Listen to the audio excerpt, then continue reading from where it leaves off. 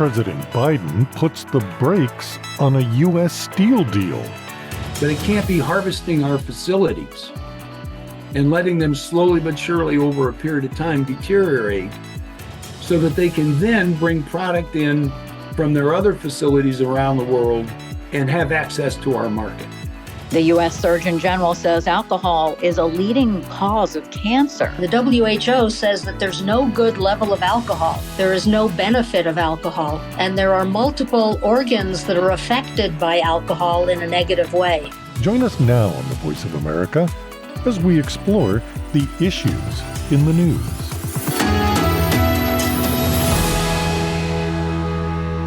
Hi, everyone. I'm Lori London. And I'm Scott Walterman. This isn't about Japan. This is about U.S. steelmaking and keeping one of the largest steel producers in the United States, an American-owned company. It is not about the extraordinary close relationship and the alliance that we have with Japan, and the president has said so and made that clear. U.S. President Joe Biden on Friday followed through on his pledge to block Nippon Steel's $14.9 billion bid to purchase U.S. Steel, citing concerns the deal could hurt national security. We get more on this now from Reuters correspondent Sierra Lee. The move, long expected, cuts off a critical lifeline of capital for the beleaguered American business. U.S. Steel has said it would have to idle key mills without the nearly $3 billion in promised investment from the Japanese firm. The proposed tie-up faced high-level opposition from the powerful United Steelworkers Union, as well as politicians. Both Biden and his incoming successor, Donald Trump, have taken aim at it as they sought to woo union voters in the swing state of Pennsylvania, where U.S. Steel is headquartered. Trump and Biden both asserted the company should remain American-owned. U.S. Steel has previously said the deal's failure would put at risk thousands of jobs, and it might be forced to close some steel mills, an assertion the USW union called baseless threats and intimidation. Nippon paid a hefty premium to clinch the purchase of the number 2 U.S. steel producer in an auction in 2023.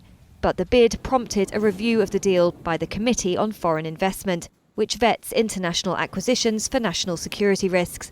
The committee passed the final decision to Biden. Japan is a key U.S. ally in the Indo-Pacific, where China's economic and military rise has raised concerns in Washington, along with threats from North Korea. Japan is also the top investor in the United States. Reuters correspondent Sierra Lee. Let's try to understand this very complicated deal. Joining us now to help us with that is Scott Laing, an assistant professor at the School of Management, University at Buffalo. Thank you so much for being able to take the time to join us to talk about this. Yes, thank you for having me. Tell us what happened. So Nippon Steel wants to buy U.S. Steel. What happened? Well, it seems that the Biden administration finally said no more to the deal as of today, I believe. Nippon Steel offered quite a generous price to acquire U.S. Steel, well over the current stock trading price. I believe U.S. Steel is trading at about $30 per share. And Nippon Steel offered about $54, I believe, per share. So significant premium over market price. But the Biden administration had concerns about national security issues and won't allow the acquisition to move forward, unfortunately. So what is the main problem that the president sees? It's supposedly there are national security concerns, but what would they be? That's a great question. And so when you guys reached out to me for this interview, I tried to do a lot of digging. I've been following this acquisition for a while now, and there's been this back and forth and this nebulous national security concern. And there was never any real substance to these claims that we were hearing from various administration officials. And so I suppose the logic, and I'm speculating slightly here because they haven't outright said the exact justification, is the fear of a foreign entity owning a major manufacturing component of the U.S. economy, right? And so if U.S. Steel is the current steel maker, there is some competition. If Nippon comes in and acquires them, do we really want a foreign nation, a foreign entity, having control over such an important resource such as steel in our country? Now, the concern that kind of should be mitigated a little bit with that is, all right, that could be a concern all else equal, right? If, U.S. Steel was able to still produce at this rate, even without Nippon Steel acquiring it, all right, sure. If wartime occurred, we would want to be able to easily leverage all of those steel manufacturing processes, repurpose them in an emergency situation. But the problem with objecting to the merger is, well, all right, U.S. Steel was kind of on a downward trajectory. It's going to probably not be really fiscally able to survive. So we have this opportunity for Nippon Steel to come in and acquire it, reinvest, keep the jobs, keep the plants alive, keep the steel being made. In fact, invest in it, get the processes and infrastructure more modern. Without that deal going through, we're going to see job loss. We're going to see factories slowly struggle to produce, slowly struggle to make revenues, slowly lose their ability to produce that steel. So even if there was a wartime situation or an emergency, the very act of blocking this suggests that U.S. Steel is not even going to be around to produce those goods that we so need, as the Biden administration is sort of claiming and proposing. So then becomes, which is the worst of two evils? Do you allow U.S. Steel to fail, or do you allow it to stick around under foreign ownership? Or maybe there's another situation where I think the Biden administration was hoping, and I think it's natural in the public eye, when you hear U.S. Steel, you think American steel. When you hear Nippon Steel, Japan, it's almost psychological that the average consumer or the average American wants U.S. steel to be made by a U.S. company, a domestically owned business. And so what you run the risk of then is there was a second offer for U.S. Steel, and that was from Cleveland-Cliffs, a competing steel company that is domestic. They offered about, I think, $40 per share, maybe high 30s per share. And Nippon Steel obviously offered a significant higher premium. For U.S. Steel, they have a fiduciary obligation to go where the higher bid is. But, okay, Biden administration wants it to be domestically owned. If if Cleveland Cliffs goes through, acquires it for a significantly cheaper rate than Nippon was willing to pay, well, the question becomes, what's worse? Do you want a monopoly on U.S. Steel, which is what's going to occur if Cleveland Cliffs does go through with their offer? And they have no real incentive to stick to their original offer now that Nippon has been rejected. They're probably going to undercut their original offer a little bit. Or do you rather the competition, which in my economics courses, I always teach competition. Competition is good. It keeps prices low. It's good for the consumer. And even though it's a Japanese company, there is going to be competition then between Cleveland Cliffs, Nucor, the already in place U.S. Steel manufacturing companies. It's just you're competing against one foreign entity who, keep in mind, is an ally and a trading partner. Well, let's unpack a little bit of that. I know the two American companies don't like each other. There's bad blood between them. That's one problem in the Cleveland deal. Number two, there are legitimate supply chain concerns because we're just coming out of the pandemic. Couldn't make cars in Detroit because we couldn't get chips that weren't made here anymore. So one of the arguments that I heard was Nippon Steel says over a course of time we're going to slow the production at U.S. Steel because the world market is down. They ramp down production there. Something disrupts the supply chain, like a pandemic. And then you can't get the steel in the United States for whatever you need it for. I think that's a fair argument. I would counter argue that we saw during the pandemic, I can't recall if it was President Trump or President Biden or maybe possibly both of them. I believe they enacted one of the wartime clauses that they have the presidential power to enact. And they forced a lot of, I know it's not automobile makers, but they forced a lot of factories in the United States to produce PPE equipment, right? The face masks, a lot of the sanitizer, the stuff that the hospitals needed. I would think that if there was a situation where the supply chain had a sudden shock that was exogenous, like a pandemic, that whoever is in charge of whatever administration would have the ability to effectively enact that wartime clause and say, hey, we need steel ramped up now. It's not as if Nippon Steel has moved all of the workers and all of the infrastructure and the factories to Japan. They're still in America. I think it would be not unrealistic to assume that they could, in a dire situation, kind of nationalize it temporarily, take control of the factories and produce the steel if there was a shock to that magnitude. I think that would be my counter argument. But the supply chain is an interesting concern and part of why U.S. Steel is struggling, especially with, international competition. I was reading about how, China is supplying really low quality steel and kind of artificially lowering the price point, which is further causing the strain at U.S. Steel because they can't compete at that low price point given the quality issues, which maybe Nippon Steel could figure out a solution to. But it seems that U.S. Steel is kind of fallen behind and isn't able to compete at the moment. But I'm not sure if I answered your question. I'm wondering, is there a political component to this decision by President Biden? Although, he's almost out of office, so he doesn't have any stake in his political future with this. But do you think that there was something political in the decision? I mean, I would speculate he has no stake for his political future, but he has stake for his political legacy. And so President Biden, all throughout his career as a senator, as a vice president, as a president, he's been incredibly pro-union, pro-labor rights. He does not want his legacy tarnished at the home stretch of his presidency, even with him resigning from office, to be anti-union in any way. He wants to support what the Steelworkers Union is doing.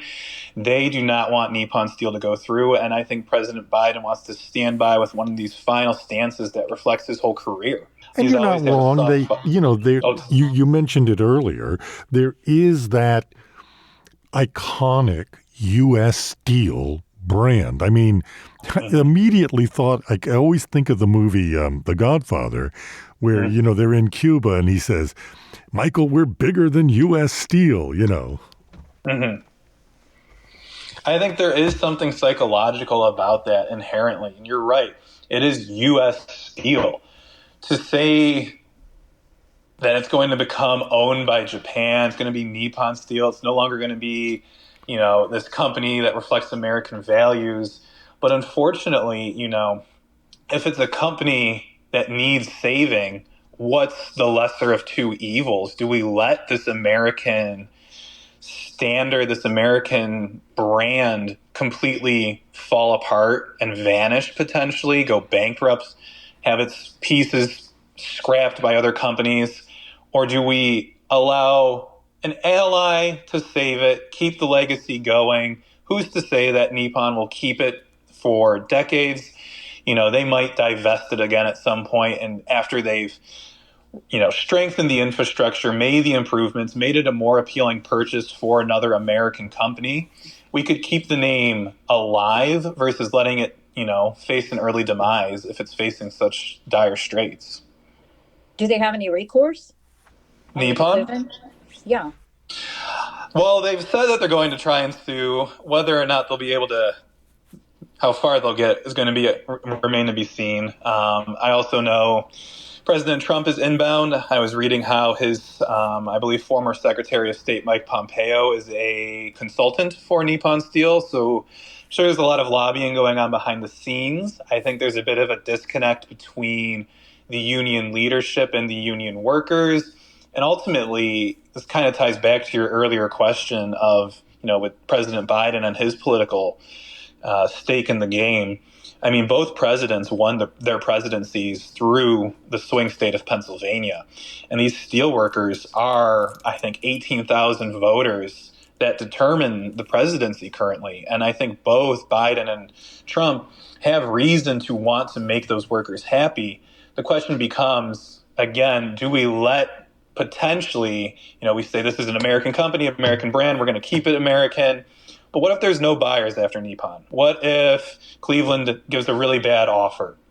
Do we really want to risk this company going completely under, losing 18,000 good union jobs? Nippon did promise they were going to keep the union jobs.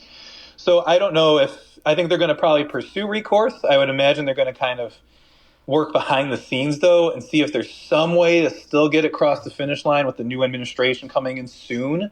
But that's all speculation. And he has said publicly that he, too, is opposed to the sale. Said it during the campaign. Scott, thanks so much for the time, the insight, Yes, thank you so much for interviewing.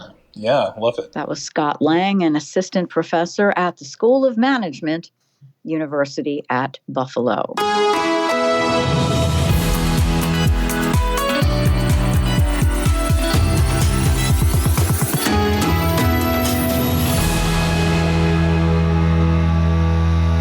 You're listening to Issues in the News. I'm Scott Walterman, along with Lori London. Alcohol is a leading cause of cancer, a risk that should be clearly labeled on drinks. Well, that's what the U.S. Surgeon General, Vivek Murthy, says. He made the proposal on Friday as research and evidence mounts about the bad effects that alcohol has on human health. About 20,000 people die every year in the United States from alcohol-related cancer cases, according to his advisory. Bottles of beer, wine, and liquor already carry warning labels about the risk of birth defects when a pregnant woman consumes alcohol. But people at a pub in New York City asked about it had mixed reactions to the proposed new label. I don't think it would make any difference. If people want to drink, they will drink regardless of any warnings. It's like with the smoking. I'm a smoker myself, and the warnings haven't put me off at all. I'm not a heavy drinker at all. Like, I just probably take a drink once a month. So for me, it doesn't really affect me as much. But, for others, it's just like cigarettes, right? You have the labels and the warning labels there. So there must have been some research that indicates that there might be some sort of risk. Well, I think even though it might not help, it might make people stop and, take a second thought about it. So in that respect, it may help a little bit. Joining us now to help us understand the link between cancer and alcohol is Elizabeth Kovacs, director of the Alcohol Research Program at the University of Colorado Anschutz Medical Campus. How does alcohol create problems that can lead to cancer? WHO says that there's no good level of alcohol. There is no benefit of alcohol. And there are multiple organs that are affected by alcohol in a negative way, including the oral cavity and throat, the liver, as you mentioned, the larynx, the colorectal region of the large intestine, as well as in females, breast cancer. They all have increased risk of cancer from consuming alcohol. How does it create conditions for cancer to grow? So alcohol increases oxidative stress, and if you have excess oxidative stress and inflammation, that can alter DNA and proteins as well as the cell itself. Acetaldehyde is one of the byproducts or degradation products of alcohol, and that can damage DNA directly. Large amounts of alcohol can also alter levels of sex hormones like estrogen, which can play a role in breast cancers, for example.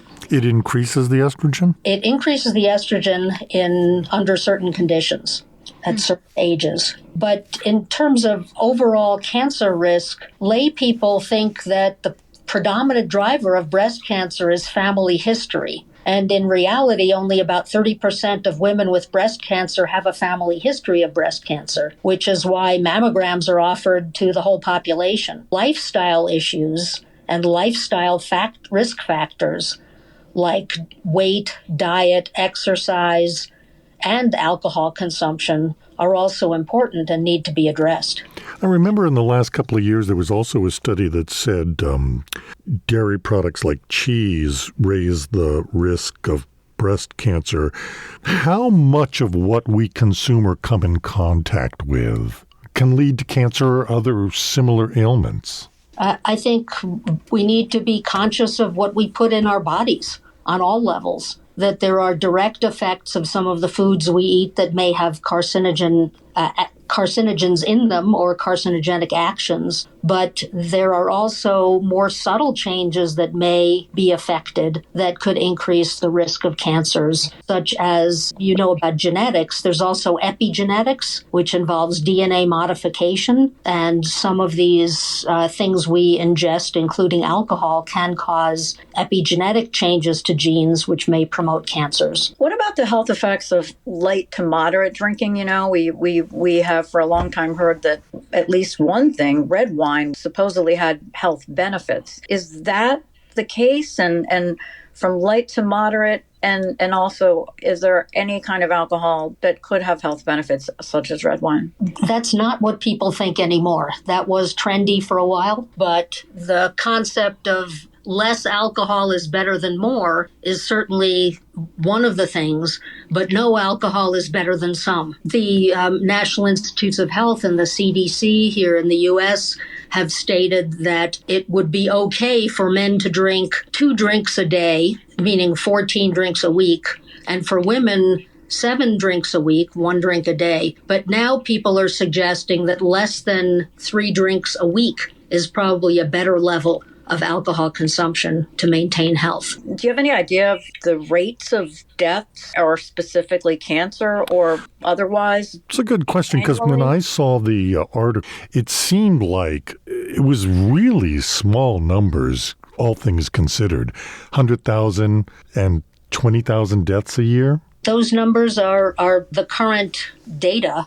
Across the globe, the numbers are higher. There are some countries in which alcohol is consumed at a higher rate than in the U.S. But to me, if there are things that we can easily do or easily cut out of our diets that would decrease our risks of cancer, why wouldn't we do it? And there have been the old labels that have been around for 30 plus years saying that alcohol could cause problems for pregnant women, and a few other, I can't remember what else is on there. But, why not have something that says cancer could be caused by alcohol? Are the number of drinking deaths on the rise in the U.S.? They actually have been growing astronomically since the COVID lockdown period. And many situations where there's a lot of stress after 9/11, alcohol was increased in alcohol sales in New York City after that year and stayed up at higher levels, never returned to the baseline levels from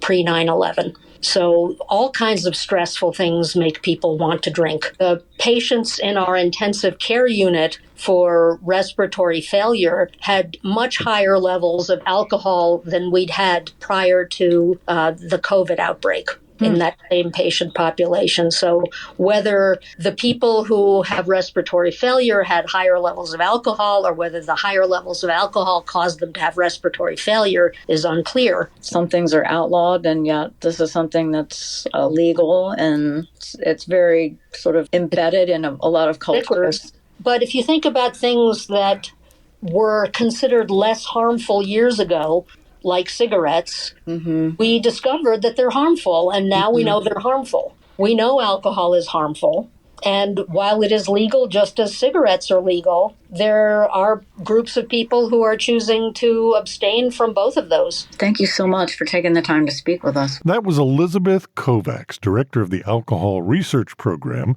at the University of Colorado's Anschutz Medical Campus. Guidelines vary a lot from country to country, but the overall trend is toward drinking less. The UK, France, Denmark, Holland, and Australia recently reviewed new evidence and lowered their alcohol consumption recommendations. And Ireland will require cancer warning labels on alcohol starting in 2026. Well, that's all the time we have this week. On behalf of everyone at VOA, thank you for spending this time with us. For more news throughout the week, listen to our daily podcast, The Issue, Monday through Friday, or visit us anytime at voanews.com. And join us next week for more Issues in the News. Until then, in Washington, I'm Scott Walterman. And I'm Lori London.